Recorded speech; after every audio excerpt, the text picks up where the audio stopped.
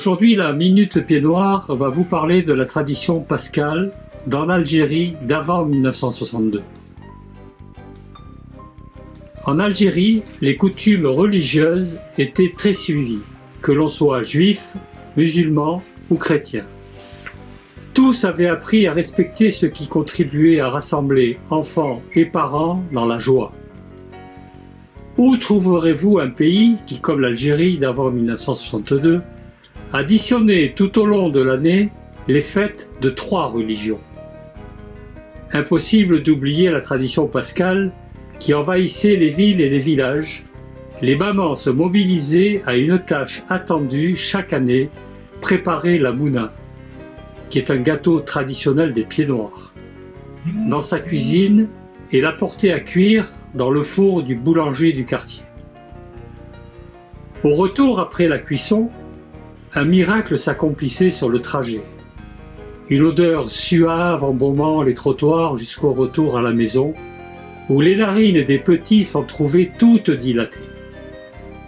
Il fallait patienter pour retrouver ce délicieux goût de brioche qui inondait les appartements du sol au plafond, provoquant dans les gorges des cascades de plaisir. Les enfants s'endormaient difficilement dans cette ambiance olfactive insoutenable. Il était impossible pour l'instant de goûter à ce produit d'excellence façonné avec amour par les mamans et qui créait chaque année à Pâques un bonheur indicible. Dur de trouver le sommeil dans cette atmosphère appétissante. Suivant l'usage, il fallait attendre sagement le petit déjeuner du dimanche de Pâques pour avoir droit à ce plaisir divin. Tremper dans son bol de café au lait son premier morceau de mouna. L'apothéose était réservée pour le lundi de Pâques, où tous, famille et amis, jeunes et vieux, se retrouvaient dans la même migration.